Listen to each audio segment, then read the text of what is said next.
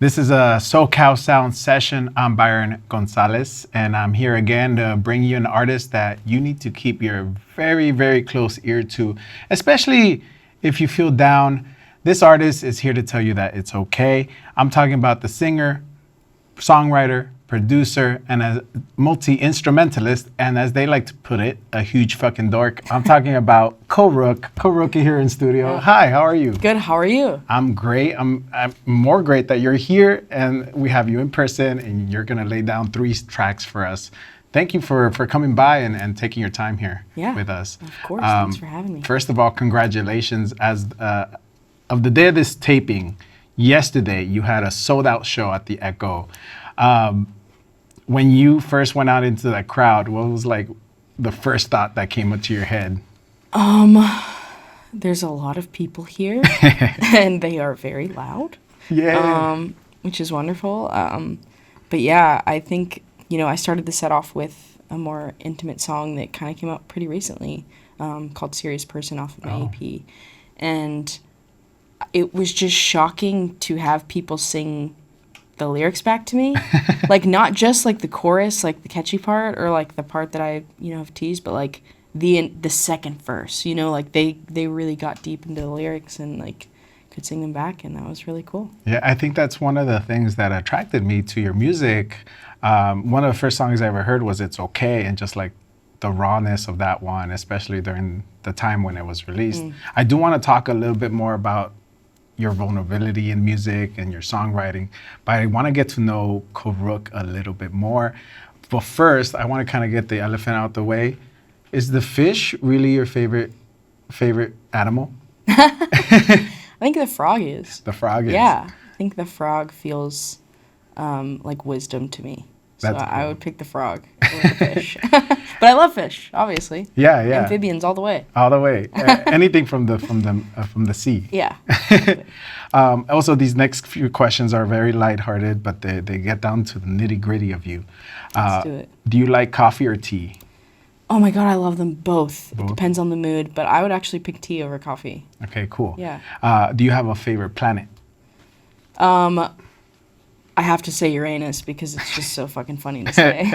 I like correcting people saying Uranus. Yes, Get your mind out of the gutter. Yeah. Are ghosts real? Oh, yeah. Yeah? Oh, yeah. Are aliens real? 100%. Is Bigfoot real? I don't know about that one. Always. I don't know Always. about that Bigfoot's always a I'm just not questionable one. invested. I'm just not invested anymore. Like, I was invested as a kid, but, like, not anymore. You're like, maybe it's just some hairy person Yeah, out there. right. Exactly. Making pranks. What was the first concert you ever attended? Oh, gosh. Avril Lavigne. Avril Lavigne. At really? a stadium in Pittsburgh where I grew up. So That's cool. You wanted to go, or did you get dragged to? I deeply wanted to go. I had a big crush on Avril, and I just like loved that she wrote songs. I thought that was so cool. But yeah, it was a really nerve-wracking night for me. Really? I've never seen that many people before in my life, and I had a bit of a panic attack for most of the concert. And you weren't even on stage. I wasn't even on stage. It was all foreshadowing. But yeah, it was a really intense night for me, but I loved seeing her. That's amazing. Yeah. I'm sure when the skater girl came out. Yeah. Oh, you're yeah. Like, Yeah. Me and all my friends. Just obsessed. That's great. Yeah. What is one of your favorite foods? Favorite foods? I love ramen. Ramen. I really like ramen. There's something about just like noodle soup that is really, and I feel like ramen just does it right with all the toppings, and the noodles are always cooked perfectly. I'd have to go with ramen. Nice. Yeah. Well, now, if you could, what other language would you want to learn? Spanish. Spanish? Definitely Spanish. Yo te puedo enseñar español. I'll I'll take some lessons on the Okay, side for okay. you. Yes, I will. I really will. Ahí le voy a enseñar and you'll hear a Spanish Corook song in the future. I'm down. Fully down. That's I might awesome. sound extremely white, but it's okay. Hey, it's okay. Yeah, that's exactly it. Well, thanks for answering those questions. Now we know a little bit more of Corook. Yeah. Now I do want to get into your songwriting because that's like I think there's no word for it. It's just what it is, Corook. I want to know what motivates you to write so vulnerable, Yeah. And is it hard for you to write like that? It can be hard to write like that. I think it kind of depends. I don't think I understood how to write a song until I started to be vulnerable.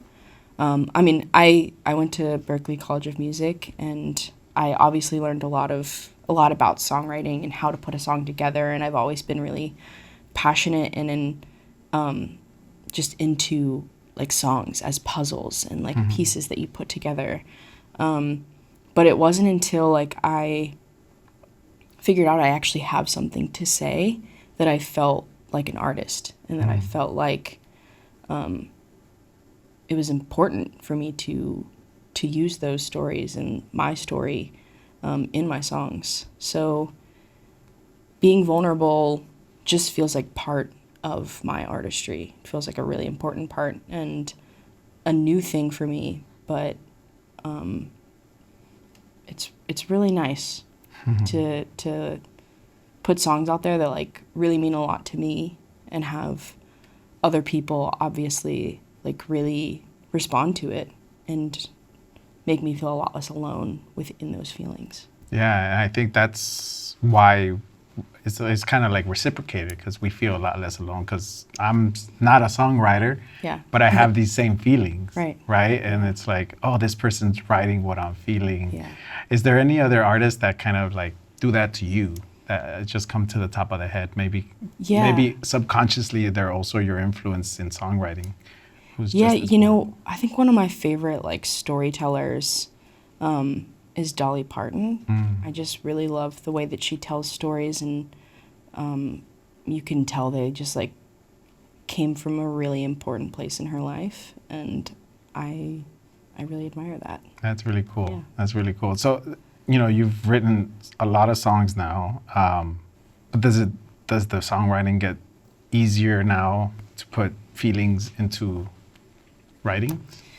You know, I feel like as a songwriter, like we're all incredibly nervous that we've written our last song for like no reason. Oh, like really? I'm always nervous that my last song, and let alone my last good song, has been written. And so it's always really nice simply to get anything out, you know? I think I try my best to access that vulnerable part of myself when I'm writing, but I feel like just like every day with, you know, everyday life, like I can't always access those feelings, you know?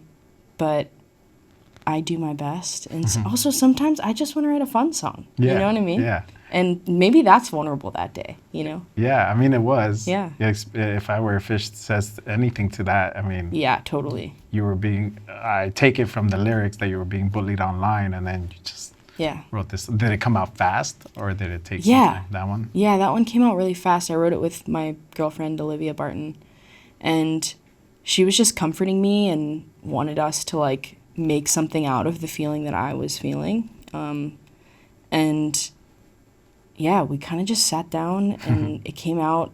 I think the clip that's online was like 40 seconds or something. It took us like 10, 15 minutes to write.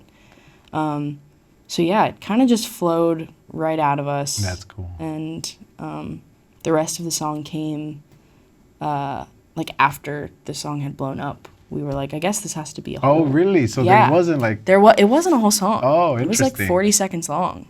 And after it blew up, we were like, well, I guess we got to release this. I had like 3 days at home with her before she left for tour to like finish writing it and record it.